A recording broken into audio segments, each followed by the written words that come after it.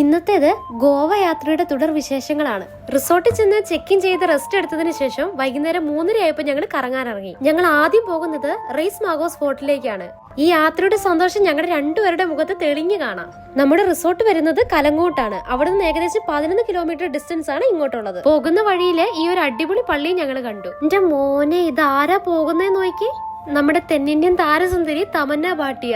ആള് ഷൂട്ട് കഴിഞ്ഞ് തിരിച്ചു പോകുവാന്ന് തോന്നുന്നു. ചുണ്ടില് കുറച്ച് ചോരയൊക്കെ കാണാം. അവിടെയാണ് ആളും തിരക്കും ഒന്നുമില്ല. ആദ്യമായിട്ടാണ് ഇങ്ങനെ ഒരു നടീനെ ഇത്രയും അടുത്ത് തിരക്കില്ലാതെ കാണുന്നത്. ഇത് വളരെ അൺഎക്സ്പെക്ടഡ് ആയിട്ടുള്ള ഒരു കൂടിക്കാഴ്ചയായി പോയി. പിന്നെ പോകുന്ന വഴിക്ക് കുറച്ച് തെങ്ങും തോപ്പും കുറച്ച് കടലിന്റെ വ്യൂസ് ഒക്കെ കാണാൻ പറ്റി. അവിടെ ഇറങ്ങി കുറച്ച് ഫോട്ടോസും വീഡിയോസും ഒക്കെ അങ്ങനെ എടുത്തു. ലേറ്റ് ആയിട്ട് വന്നതും കൊണ്ട് റെയ്സ് മാഗോസ് ഫോർട്ട് ക്ലോസ് ചെയ്തിട്ടുണ്ടായിരുന്നു. അങ്ങനെ അവിടെ കയറാൻ പറ്റിയില്ല. പിന്നെ നേരെ വെച്ച് പിടിപ്പിക്കുന്നത് അഗോഡ ഫോർട്ടിലേക്കാണ്. 3 ദിവസത്തെ പാക്കേജാണ് എടുത്തിരിക്കുന്നത്. 3 ദിവസത്തെ എല്ലാം കവർ ചെയ്യാനുള്ള തന്ത്രപ്പാടിലാണ് ഞങ്ങൾ. തന്ത്രപ്പാടല്ല, തത്രപ്പാട്. നിങ്ങൾ തന്നെ പറ, ഇതിൽ ഏതാ ശരി? അങ്ങോട്ടേക്കുള്ള യാത്രയിൽ കണ്ട ഒരു അമ്പലമാണെന്ന് തോന്നുന്നു. പിന്നെ ഷോപ്പുകളുടെ കാര്യമൊന്നും പറയേ വേണ്ട. എങ്ങോട്ട് തിരിഞ്ഞാലും ഷോപ്പുകളാണ്. എല്ലാ ഷോപ്പിലും ബീച്ച് വെയർ ഐറ്റംസ് ആണ് കൂടുതലായിട്ട് ഞാൻ കണ്ടത്. ഞങ്ങൾക്ക് ഭയങ്കര ഭാഗ്യമായതുകൊണ്ട് അഗോഡ ഫോർട്ട് ഞങ്ങൾ എത്തിയപ്പോഴത്തേക്കും ക്ലോസ് ചെയ്ത് പോയിട്ടുണ്ടായിരുന്നു. ചേടാ, ഗോവ വന്നിട്ട് വണ്ടി കത്തിച്ച് നടക്കാൻ തുടങ്ങിയിട്ട് കുറെ നേരമായി. ഇന്ന് എന്തെങ്കിലും കാണുമോന്നായി ഞങ്ങളുടെ സംശയം. അങ്ങനെ ഞങ്ങൾ അടുത്തത് പോയത് സിംഗേറിയം ബീച്ച് കാണാനാണ്. അവിടെ വന്നപ്പോഴത്തേക്ക് ഏകദേശം സൂര്യന് വീട്ടിൽ പോകാൻ സമയമായിട്ടുണ്ടായിരുന്നു. പിന്നെ സൺസെറ്റ് വെച്ചിട്ട് കുറച്ച് ഫോട്ടോസും വീഡിയോസും ഒക്കെ അങ്ങനെ എടുത്തു. എന്തൊക്കെ പറഞ്ഞാൽ ആ സൺസെറ്റ് കാണാൻ നല്ല ഭംഗിയുണ്ടായിരുന്നു കേട്ടോ. അങ്ങനെ നല്ല കുറച്ച് വീഡിയോസും ഫോട്ടോസും ഒക്കെ ഞങ്ങൾക്ക് അങ്ങനെ കിട്ടിയേ.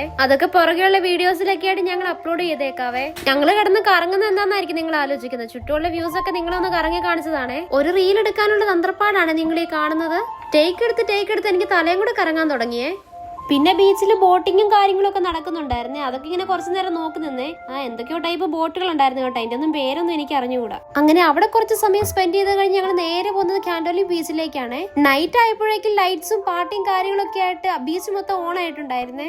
ഗോവ നൈറ്റ് ആയി കഴിഞ്ഞാൽ അടിപൊളിയാണ് കേട്ടോ. ഫുൾ ലൈറ്റ്സും പാർട്ടിയൊക്കെ ആയിട്ട് ഗോവ ഓൺ ആകുവേ. നൈറ്റ് ടൈം ഏത് ബീച്ചിൽ ചെന്ന് കഴിഞ്ഞാലും ഫുൾ പബ്ബും പാർട്ടിയൊക്കെ ആയിട്ട് ഫുൾ ഓൺ ആണ്. ഫുൾ കളർഫുൾ ലൈറ്റ്സും കാര്യങ്ങളൊക്കെ ആയിട്ട് എന്റെ മോനെ എന്നെ രസമാണെന്നറിയോ നേരിട്ട് കാണാൻ. വീഡിയോ കുറച്ച് ലോങ് ആയി പോകുന്നുണ്ടെന്ന് അറിയാം. ഇത് കുറച്ച് ഷോർട്ടായിട്ട് പറയാൻ എനിക്ക് അറിയത്തില്ല കേട്ടോ. നൈറ്റ് ലൈഫ് കുറച്ച് നേരം എക്സ്പ്ലോർ ചെയ്തിട്ട് ഞങ്ങൾ തിരിച്ച് റിസോർട്ടിലേക്ക് പോകുന്നേ. ബാക്കിയുള്ള വിശേഷങ്ങൾ അടുത്ത വീഡിയോയിൽ ഉൾപ്പെടുത്താവേ. അപ്പം എല്ലാവരും സബ്സ്ക്രൈബ് ചെയ്യുകയും ലൈക്ക് ചെയ്യുകയും ചെയ്യണേ. Bye guys.